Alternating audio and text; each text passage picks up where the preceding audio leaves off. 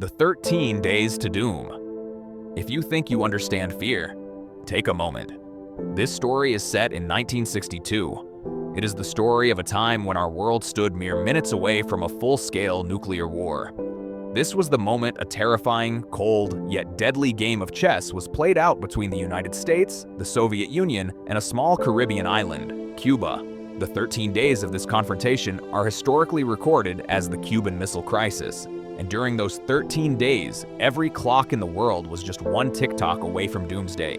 You may have read about Hiroshima or Nagasaki, but can you imagine the map of the entire world being incinerated in a single moment, in one massive exchange? That was the chilling dread felt by every single person in 1962. To understand why we were standing on this terrifying precipice, we must step back slightly. This was the peak of the Cold War. The US and the Soviet Union, two colossal global powers, were locked in a zero-sum game, determined to undermine the other at every turn. The US had placed its missiles in Turkey, capable of targeting the Soviet heartland, Moscow. The Soviet leader Nikita Khrushchev felt compelled to respond in kind, seeking a base close to American borders. That place was found just 90 miles from the US coast, Cuba. Cuba was led by the revolutionary government of Fidel Castro, who opposed the US and was supported by the Soviet Union.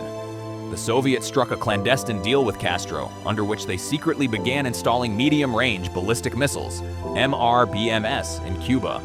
These missiles were capable of obliterating several major American cities, including Washington, D.C., in under 5 minutes. Everything was happening under the cover of strict secrecy. But history always has a turning point. On October 14, 1962, an American U-2 spy plane flying surveillance over Cuba captured images that sent shockwaves through the White House. The pictures clearly showed Soviet nuclear weapon launching pads being constructed on Cuban soil. When President John F. Kennedy was shown these images, he knew this was not just a grave threat to his nation, but to the entire world. This was a direct existential challenge, one that no superpower had ever issued to the other before. The next 13 days played out like a terrifying, high-stakes drama. President Kennedy immediately formed a secret committee of his most trusted advisors, known as EXCOMM, Executive Committee of the National Security Council. They faced only two paths, and both seemed to lead toward catastrophe. Path 1, a direct military strike or air attack on Cuba to destroy the missile sites. This would have been an instant solution, but it meant killing Soviet personnel, which would inevitably trigger a Soviet retaliatory strike on American bases across the globe, meaning World War III. Path 2, diplomacy and a naval quarantine. Kennedy did not want to plunge the world into a war, so he chose a middle ground, calling it a quarantine. On October 22, 1962, President Kennedy addressed the world. In this historic speech, he exposed the Soviet Union's dangerous secretive deployment against the US and announced that America would interdict all ships carrying offensive weapons to Cuba. In effect, a naval blockade of the island. This was no mere announcement. It was an open challenge to the Soviet Union. If any Soviet ship attempted to breach the quarantine, the US Navy had orders to sink it, which meant the start of direct warfare. For the next few days, the world held its breath. Soviet ships were advancing toward Cuba, and American warships were lined up to intercept them. Time stood still. Everyone waited to see if the Soviet vessels would stop, or if someone would fire the first shot. I have crafted Section 1, focusing on the historical context, the stakes, and the dramatic naval blockade that brought the world to the brink. The edge of annihilation and the secret deal. The world was holding its breath. The Soviet ships carrying more missiles were sailing directly towards the American naval quarantine line. This wasn't a game. This was a high-stakes standoff where the slightest miscalculation could mean global thermonuclear war. On October 24, 1962, the moment arrived. The Soviet ships reached the line. And then, at the very last moment, the ship stopped. Some turned back. Khrushchev had blinked. The immediate threat of a naval clash was averted, but the missiles already in Cuba were still operational. This was perhaps the most dangerous week in human history. The stakes were impossibly high. Both leaders, Kennedy and Khrushchev, were under intense pressure from their military advisors to strike first. Kennedy's generals urged him to launch a full-scale invasion of Cuba before the missiles became fully ready. Khrushchev was aware that if the missiles were used, the Soviet Union would be obliterated in return. They needed an exit, and fast.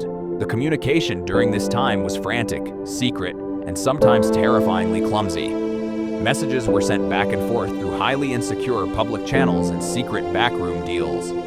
On October 26th, Khrushchev sent a long, emotional letter to Kennedy offering a deal. The Soviet Union would remove the missiles from Cuba if the US promised not to invade the island. The very next day, October 27th, often called Black Saturday, the crisis hit its absolute peak. A second, much harsher letter arrived from Khrushchev demanding that the US also remove its missiles from Turkey in exchange for the removal of the Cuban missiles. Simultaneously, an American U-2 spy plane was shot down over Cuba, killing the pilot. The situation was spiraling out of control. War seemed inevitable. Kennedy's advisors demanded immediate retaliation for the downed plane. But Kennedy, recognizing that his goal was to avoid war, not start one, chose a brilliant diplomatic maneuver. He ignored the harsh second letter and publicly accepted the terms of the first.